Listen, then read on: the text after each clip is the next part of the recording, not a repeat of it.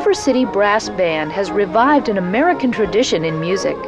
Around the turn of the century, there were 20,000 brass bands in America, 80 of them in and around Pittsburgh. 2 were company-sponsored employee bands at the H.J. Heinz Company. Others were sponsored by ethnic, fraternal, and political organizations. In the days before radio and television, attending band concerts was one of the most popular ways for Pittsburghers to enjoy their favorite old songs and be introduced to new ones. Bandstands were a feature of most parks in those days, and no political rally, company picnic, or civic celebration like the 4th of July was complete without a brass band. But their heyday didn't last long, according to Bob Burnett, founder and director of the River City Brass Band. What interested me was why they stopped, and it appears that 2 reasons. One was the Depression back in the 1930s, when there were limited, if any, profits to support that kind of thing. And the other thing, which was told to me by some old-time union members, was that the corporations, when they were unionized about the same time, is the corporations no longer felt the same sense of responsibility for their employees, and they fully expected that the unions would take over that function, or that those functions would pass into the community. And of course, then what came along just about the time they might have done that was the Second World War. And the conjunction of those 2 things, the Depression and the Second World War, and it all went belly up.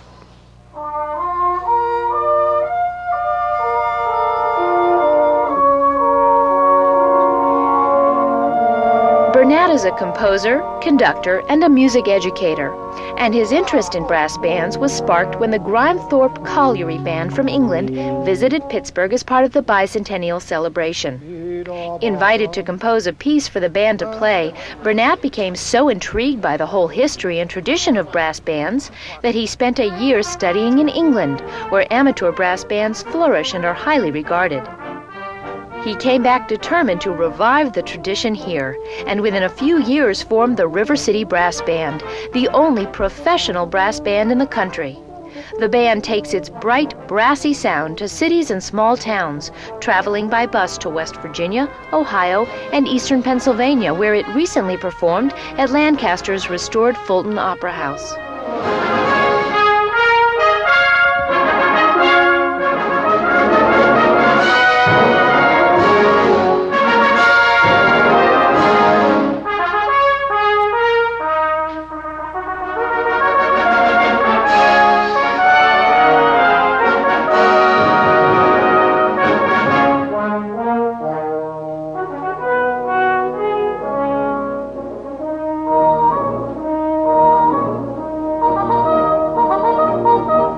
The River City Brass Band has really been the most enjoyable, most rewarding musical experience I've ever had. Number one, the band are the nicest group of people I've ever worked with in about 40 years of being involved professionally in music. And it really brings together a lot of strands in my own life, musical strands, things I believe in musically, but some social values and political beliefs, all of that stuff kind of comes to a focus in this band. So it really has been, as I said, the most rewarding musical experience I've had in my whole life. Burnett continues the brass band tradition of playing on civic holidays with his annual 4th of July concert at Hartwood Acres.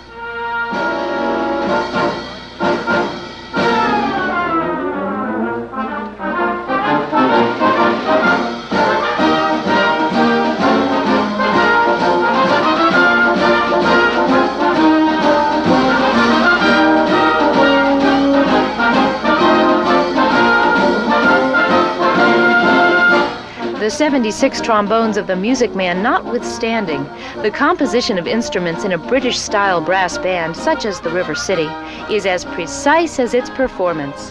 There are exactly 27 instruments, 25 brass and 2 percussion.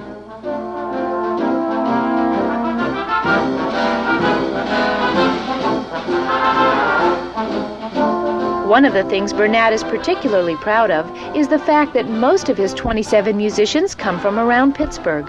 We didn't go and have auditions all over the world or all over the country.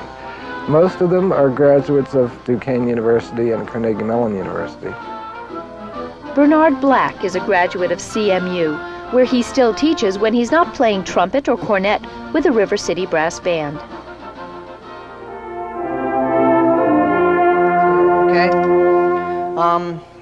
the trumpets that lay out, I'd come back in right at 5.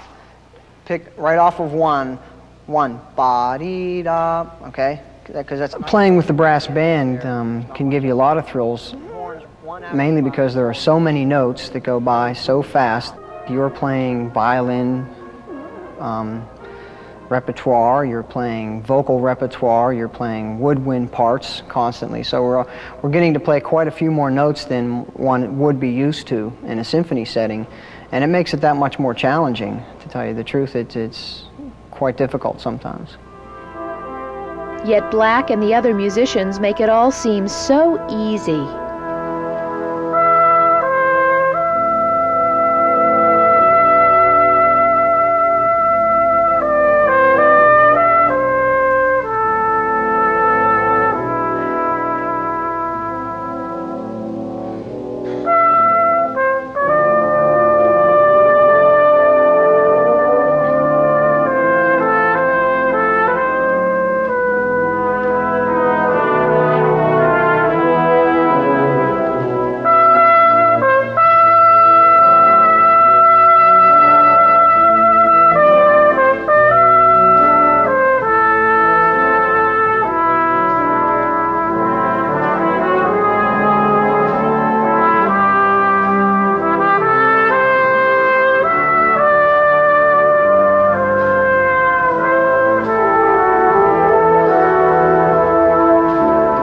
There's a lot of mental and physical things you go through when you're standing in front of a band playing a solo.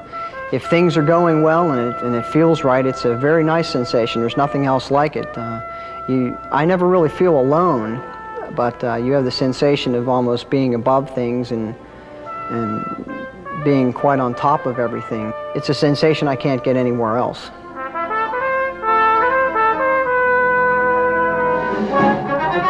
The work that Bernat and his musicians put into their performances is paying off. Audiences love the toe-tapping, spirit-lifting atmosphere of a River City Brass Band concert, and everyone feels like part of the family. A lot of that is due to Bernat's ability to arrange programs around themes that include just the right mix of familiar and new pieces. I think that the repertoire of brass bands consists of music that people relate to, people of all ages, and I mean, it's just not the Sousa marches. It's the fact that we play folk music, we play Stephen Foster, we play Richard Rodgers. It's kind of the mainstream of American music.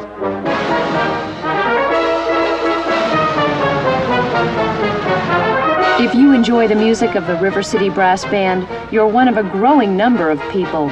The band's audience expands with every performance, and invitations to tour keep coming in.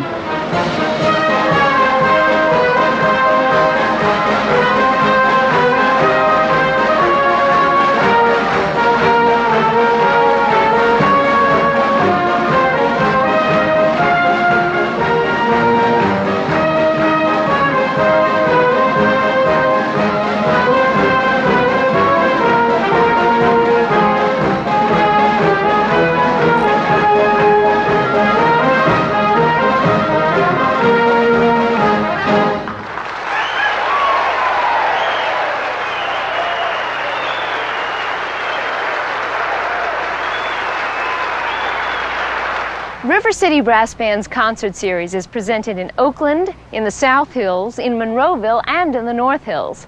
But the big news is that next spring, the River City Brass Band, along with the Chicago Symphony and the Twyla Tharp Dance Company, will represent the United States at the bicentennial celebrations in Australia. They'll take with them all the spirit that a brass band exemplifies as Pittsburgh's cultural ambassador down under. Major funding for Project Open Arts has been provided by CNG Foundation, with additional funding by the Pennsylvania Council on the Arts.